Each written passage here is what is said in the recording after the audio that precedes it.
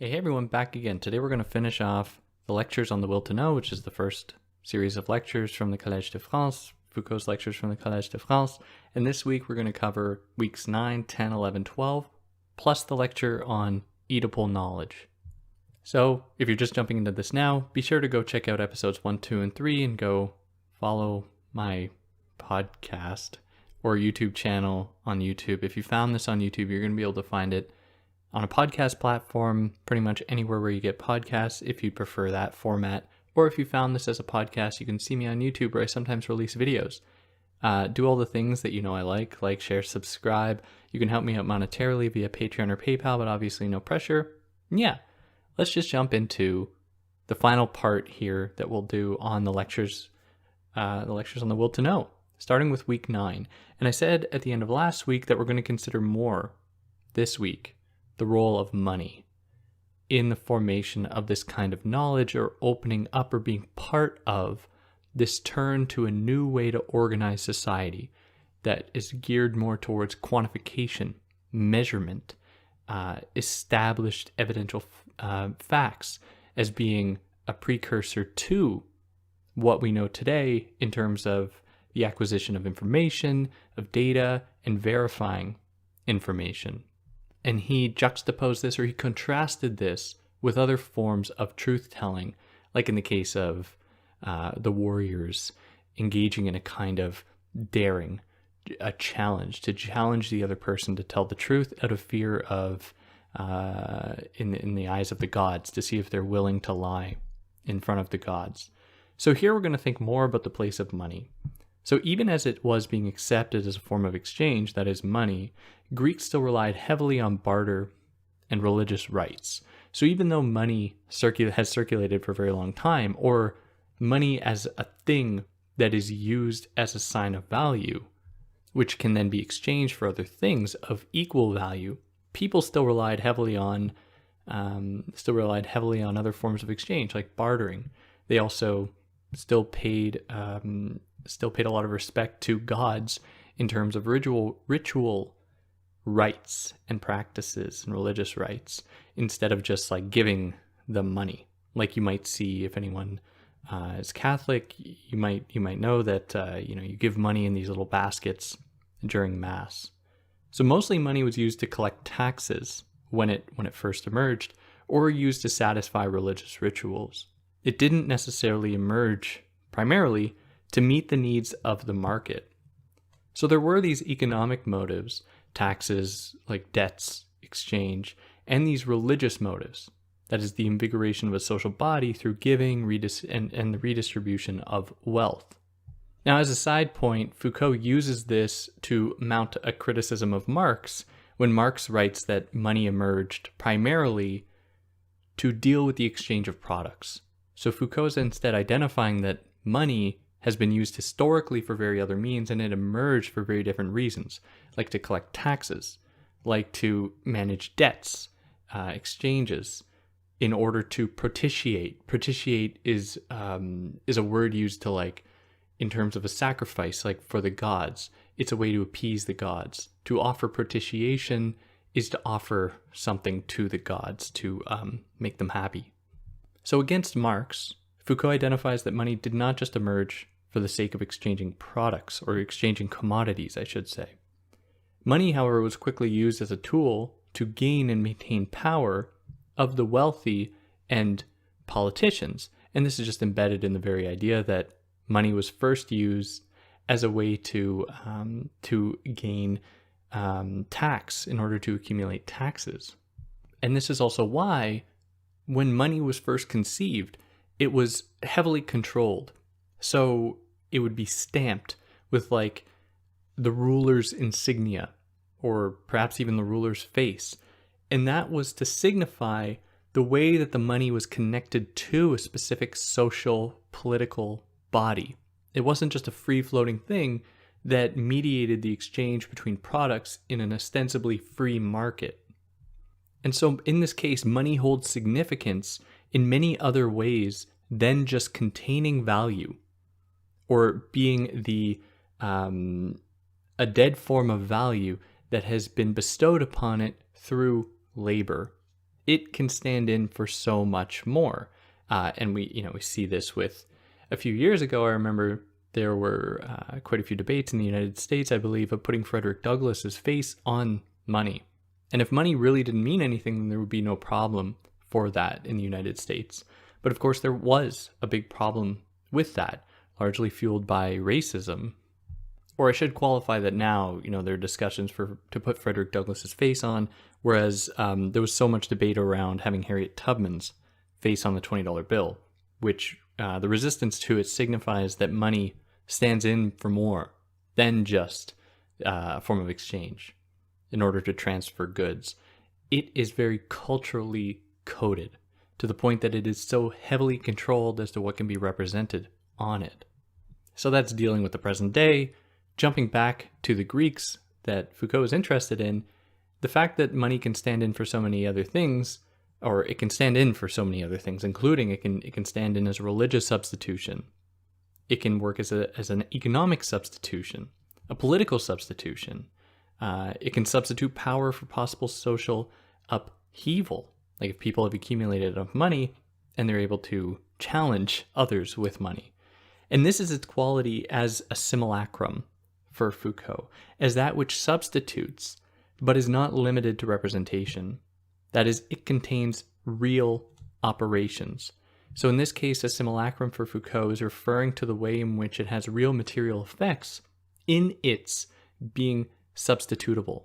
So money can put on many different hats, and no matter what hat it puts on, that hat is not limited to its appearance. It then has real effects in the world. Now, having said this, he makes a very interesting leap here. And I'm calling it a leap, but I'm not criticizing it in that way. He says that money only becomes a sign. That is, it stops to have these real attachments to the world. It only becomes a neutral sign when it has been totally absorbed by the market, and as it exists only as a representation of value, or of a commodity's value, in order to facilitate an equal exchange. And the only way this was able to happen was by virtue of the fact that it is a simulacrum. It at one point put on the hat of being only a sign, a representation, not having its own meaning in itself ostensibly. And because it could do that, it at one point became only a sign. It became only that thing that stands in for other things.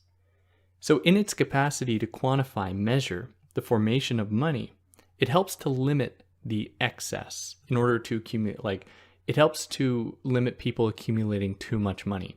And for those that are familiar with Aristotle's The Nicomachean Ethics, he says in there, very clearly, that it is the sign of an unvirtuous person to accumulate too much money. That is a sign of greed, it is a sign of a detachment from everyday life, and it's a move away from virtue. So the very fact that Aristotle is able to say this, to bring this back to the broader project here in this book, or in these series of lectures, was that Aristotle's formulation of virtue as indicative of what he calls the golden mean, so not pushing to excess, like in the case of money, depends upon the possibility of quantifying, because there would be no way to actually measure excess or lack unless there was a system put in place that could perform those operations. And this signals for Foucault, although he doesn't outright say it, it's kind of a missed opportunity, that Aristotle's formulation of knowledge hardly complies with some kind of transcendent, neutral, objective observation of the world and of people, but it is instead very much culturally and historically determined. It depended upon this transformation of knowledge towards quantification, measurement, linearity. It depended on this in order to establish itself as a form of legitimate knowledge.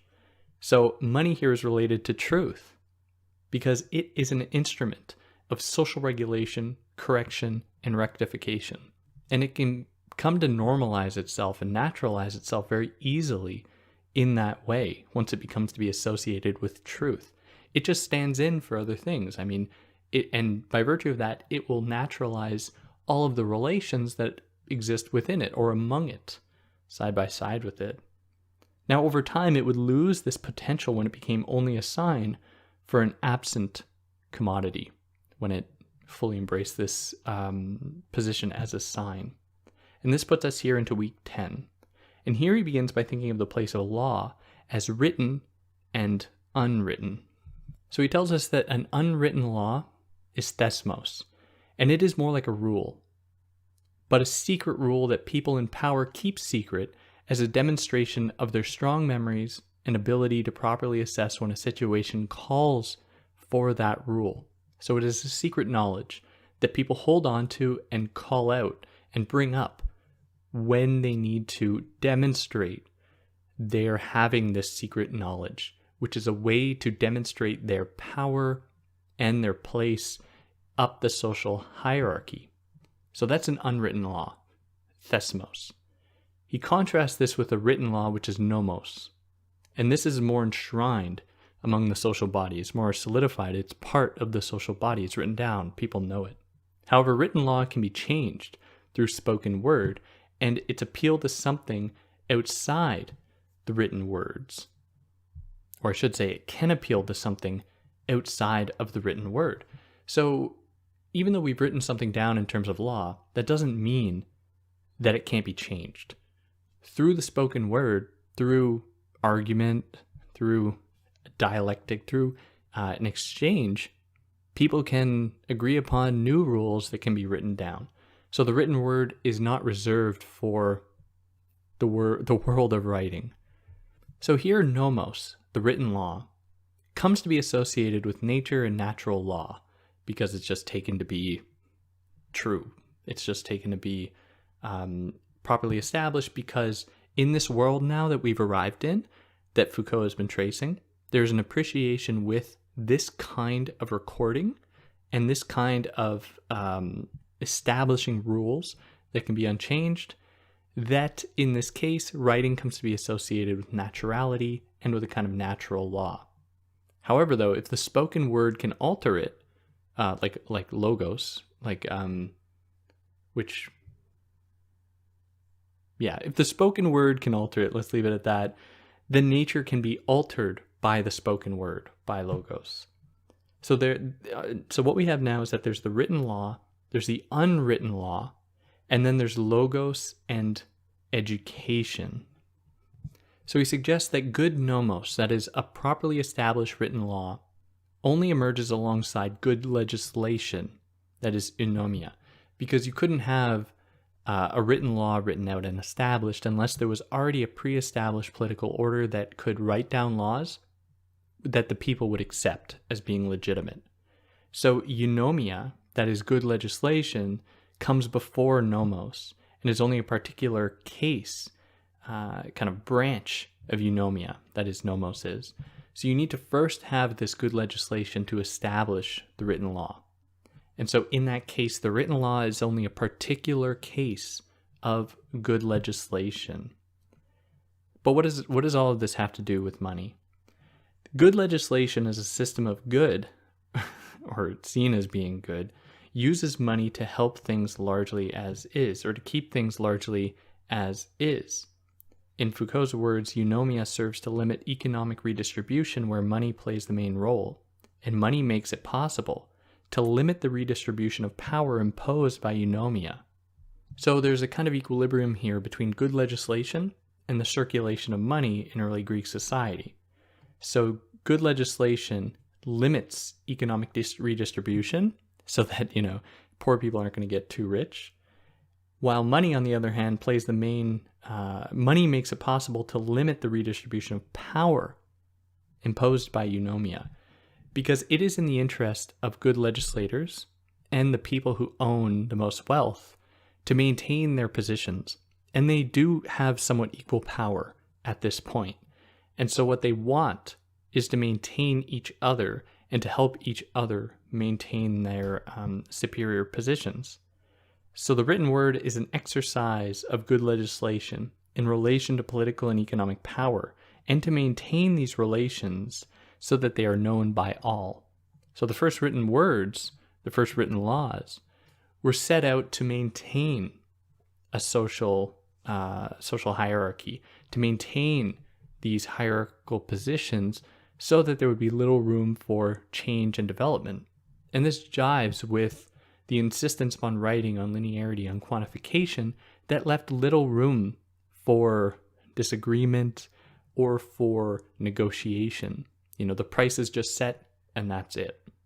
Now here we're still dealing with the 6th century Greece, before current era. So this, we're talking about this is 2,700 years ago. Now, nomos appears to come from nowhere. It has effectively naturalized itself that it is not associated with a specific political body that has created it to maintain that political body's interests. It has instead emerged. It appears to have emerged almost naturally and is then taken to be, there can be little negotiation for it to change. And when the law has been so naturalized, it can also be difficult to justify and invigorate. So this is the role of the philosopher here for Foucault. Someone will have to emerge who will reveal the law of things so as to give strength and vigor to a law of men which is at the same time incomprehension. Almost as though when Aristotle and when Plato profess their philosophies and their views of the world, especially when those views are attached with judgment about moral character, about people's relationship with truth, about virtue, what they are doing is contributing to the naturalization of these laws that had only recently been established before them, like a few hundred years before them, but that they've come to internalize as being the truth. But when we actually dig into it, we find that they're quite incomprehensible. They're difficult to follow. Lots of laws are really inaccessible to regular everyday people. If you've ever tried to read legislation or tried to read laws, it's difficult to get through all the legalese, which is just a funny word for legal talk, legal jargon. And that puts us here into week 11. So here he turns to the question of purity. In Homer's Homer, characters are expected to bathe when leaving the battlefield and returning home. And this signifies how in that society there are separate zones.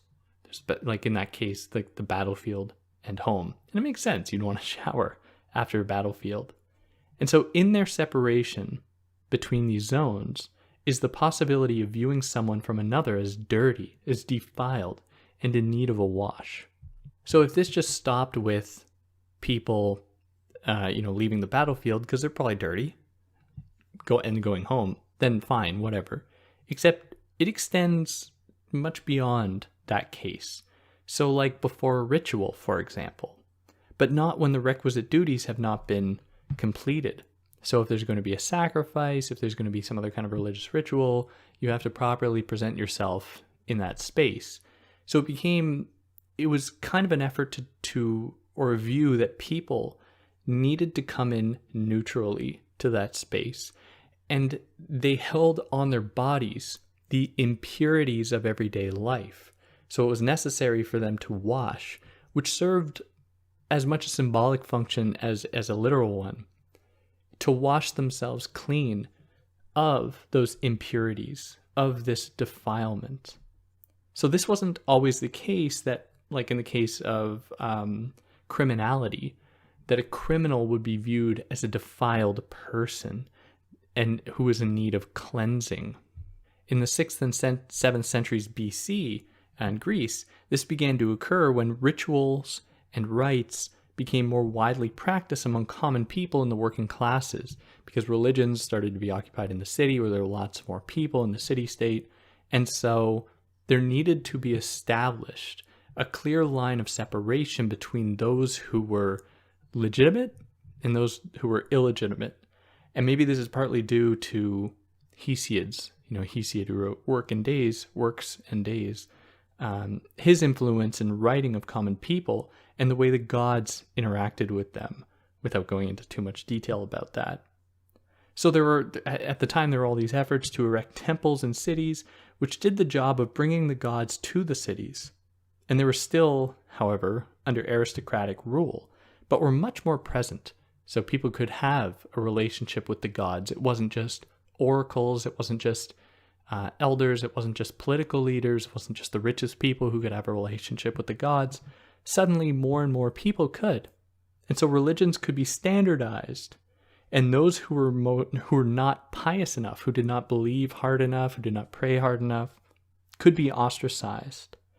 And so some are seen as pure, and some are seen as unpure. So the introduction of the monetary economy, a new type of political power, religious structures in the cities, all of this contributed to the formation of a juridical definition of the individual, to establish difference between the pure and the impure. More specifically, the individual emerged in response to new ways the state dealt with inheritance, funeral rites, and murder and other crime. This was a juridical invention of the individual. So we can see that the concern over death and how to manage it birthed this individual. So that I said a lot there, so let me just back up. So Foucault identifies that the idea of the individual emerged in response to the state suddenly dealing with things like inheritance, with funeral rites, and with cases of murder. So all of these center on death. And here's just as an aside, never say center around. Because if you think about it, how do you center around something? You center something, you can't center around it, because that's two different things. Revolve around or center on, but it's not center around. Anyways, we can see that inheritance, funeral rites, and murders all center on death, center around death.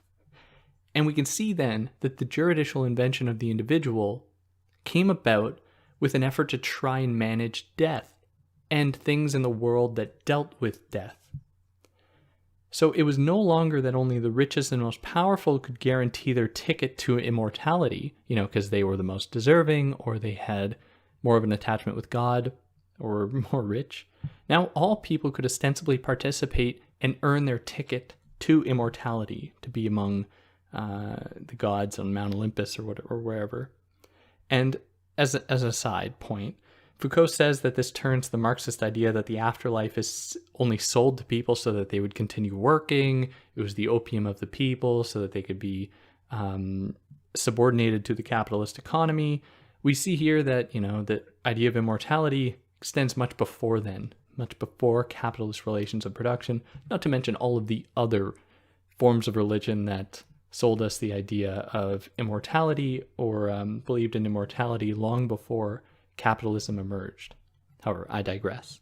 So in the case of murder, we needed to regulate, or a regulated justice system replaced the spontaneous justice like found in Homer, where people would just immediately get together with all the people around and kind of duel it out as to what the truth was. So here we see that the pure and the impure opposition was fitted over the innocent criminal opposition. And so the murderer, cast as a criminal, becomes a pariah, and they are ostracized. They are excluded from public places and rituals. They are associated with being impure, dirty. And he contrasts this with examples in Homer and I believe even in Hesiod, where there are murderers and they just say they murdered somebody and then everyone's like, okay. And they just, keep living in the city and it's fine because perhaps they supplied some kind of justification for it.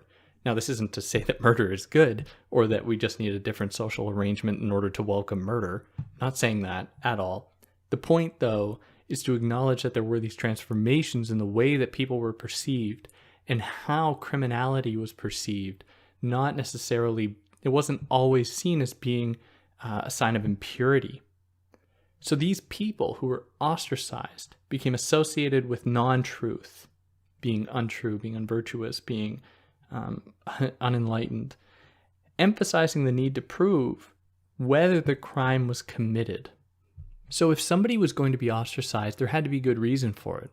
And for this good reason to emerge, there needed to be evidence supplied, which goes back to what we were saying before in the previous episodes about this change in the way that justice was conducted, not being a kind of oath-telling or truth-telling or a duel or a challenge, but now you have to bring evidence, you have to back up your claims, and all of this.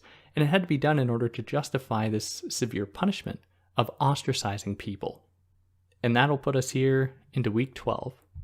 So with religion coming into the city, we saw the bridging of a new juridical religious order that demanded a new relationship with the truth. Then, and the need for facts to resolve issues. So as I've just said, because people were going to be experiencing new kinds of punishments in the judicial system, it was necessary to have new kinds of evidence to justify those punishments. And this was also a time in which, because the law was associated with naturality and was associated with the harmony of the social body, anyone who broke the law would be seen as somebody who was attacking the social body. So they had to be taken out of the equation. They had to be ostracized. They had to be punished, locked away, or whatever. So they would be a sign of the city's impurity, of the social body's impurity. So they needed to be handled in that way. Now, in the archaic period before this, the truth was left to the gods, remember. Now, however, humans must translate an event into a fact, that is, to properly deal with it, or into many different facts in order to properly deal with it. And certain specific figures emerge here, or are transformed, like the sage as a pure figure who mediates the law and speaks it. Now, as a side point, what Foucault is really giving us here conflicts greatly with what Deleuze gives us in What is Philosophy, for anyone curious, which I'm too scared to cover. One day I think I'll do it, but it's such a difficult text while also being deceptively easy relative to the other texts. But anyways, that's just a side point. So let me elaborate, because you're probably curious. In What is Philosophy, Deleuze identifies the ways in which the ways that people interacted with one another changed, so that there could be friendship among people in the accumulation and the development of knowledge. It wasn't as though people needed to only rely upon oracles or sages or other hierarchically superior people in order to find the truth. They could philosophize among themselves, or they could share ideas among themselves, and that was the birth of philosophy. Whereas Foucault is suggesting that philosophy, as we know it today, in the Western sense, emerged at a time when there was a transformation of thought from an oral culture to a written one, from spontaneous types of communication to more laid out and established forms, the introduction of quantification, of measurement, that could that could supply the condition for philosophy as we know it. So here we see these new figures emerge or are transformed, like the sage becomes a pure figure who mediates the law and speaks that law. Then there's popular power that has the potential to oppose the law, like the people opposing the law, and to kill the sage. So, like some thought believes that popular power killed Socrates. Socrates is this kind of sage-like figure, and Socrates wouldn't defy the rules of the city. The rules set him to death, and he had the opportunity to run away because he believed them to be unjust, but he recognized that was, he had to submit to that law. And so it was seen as though popular power killed Socrates, killed that sage. Then there's the tyrant, at least according to the philosophers, that he was unjustly killed. Then there's the tyrant who exists between the sage, who embodies the law, and popular power that embodies a kind of chaos. For example, there's Oedipus, who establishes a law, but has it fall into chaos. And we'll talk about that more in the next section that deals specifically with Oedipal knowledge, which concludes this collection of lectures. So Oedipus, who establishes this law, and it falls into chaos. Now, as a kind of side point, Foucault says that this is the problem with Freud. We'll talk about this as well more next time, which we're about to get to, where Freud tried to find a universal truth within Oedipus's actions. But in doing so, he misses the way that the imposition and search for truth undermine this figure of truth, that is Oedipus. And what I mean by that, I'll just leave you with that, and we're going to talk about it in a minute. We'll develop it in a minute. And that puts us here into the course summary that is offered, and it's just a lot of review, which isn't totally necessary to get into. And all I really want to say was the extent to which that these lectures reveal the need for us to study the will to know, and how knowledge was organized in such a way as to permit the belief that there's this kind of natural propensity for knowledge itself, how there was this desire to will and to know. So now we're going to get into the lecture on Oedipal knowledge. So this is about Oedipus the king, and just a brief plot summary, because it's important to know, is that, okay, Oedipus is king, and he has to figure out who killed Laius, because he didn't know it was Laius that he had killed, which is just to put it very simply. So Oedipus is king, and he has to solve a murder. Who killed King Laius? So King Laius is Oedipus's father, and when Oedipus was born, right before he was born, King Laius learns that, at least from an oracle, that his son is going to kill him, and so King Laius freaks out and sends his son off to, I believe he tries to even have him killed, sends him down a river or something, and he's picked up by the king and queen in Corinth. And so as Oedipus grows up, he catches wind of the fact that he's going to fulfill this prophecy that he's going to kill his father. And so he's like, crap, I mean, my parents live in Corinth. He believes the parents that adopted him are his real parents. And so he leaves there and goes to Thebes. Wow, I didn't know how to pronounce that word. Thebes. Laugh at me in the comments, please. Thinking that his real parents are in Corinth. But in Thebes, he meets Laius the king, ends up killing him and marrying his wife, which turns out to be his Oedipus's mother. So this is like, he couldn't escape his fate, no matter what. So now Oedipus is king, and he has to figure out who killed Laius, because he didn't know when he actually did this. An oracle tells him, hey, I think it was you. And Oedipus is like, nah, screw that. I didn't do that. That wasn't me. But it's this entire murder mystery. He's essentially trying to find out who killed his father, which was him. And that's the slow progression of the story until he finds out that it was he that killed his father and married his mother, and he punishes himself by putting out his eyes. Now, Freud, of course, picked up on this to say that all young boys have this desire to kill their father and marry their mother.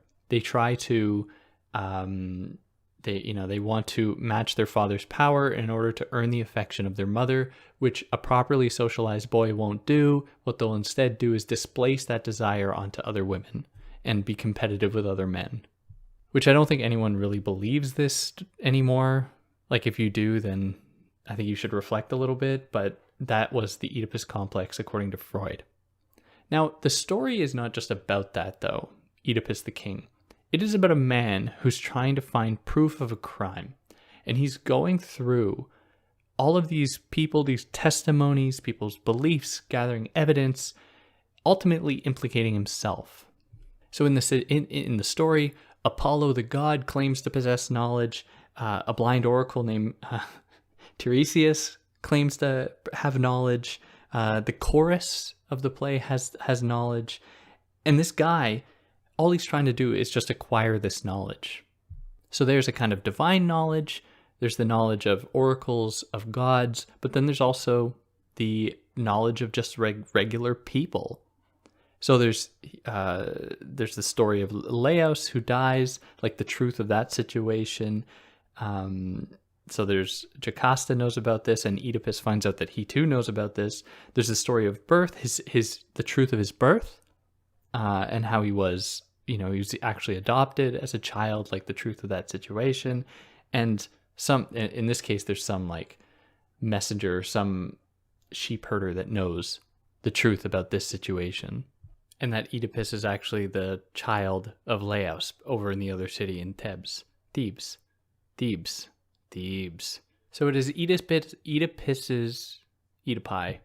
Oedipus's responsibility to gather all the information he can from this person who saw what they saw, what the oracle knows, what the gods know, piece all of this together in order to put the story together, in order to find the truth. And Oedipus is himself, not only by virtue of the fact that he's pursuing all of these different people, but he is himself a fragmented person. He has so many different identities. He's outcast. He's a king at some point. He's Corinthian. He's Thebesian. He's a husband. He's a son. He plays all of these different roles, really fragmenting his identity, which makes it all the more difficult to just like attribute all of his ills to his desire to kill his father and marry his mother, as Freud reads it. But Oedipus's concern with the truth is overshadowed by his desire to retain power. He still wants to be king. And if it was found out that he killed the last king, that wouldn't look very good. So he's smart, and he solved the Sphinx's riddle, of course, so he can demonstrate that. But he doesn't try to solve the riddle of himself. And as he pieces together the information, he starts to want the truth less, because that would mean that he's implicated. He's the one that killed Laos. So he possesses only a tyrant's brand of knowledge, because when the facts don't suit him, then he's going to try to skew them for his benefit. Now, by contrast, there is knowledge of a religious figure sovereign who is attuned to the gods, if someone just ascribed all of their knowledge and everything they know to what the gods have offered them.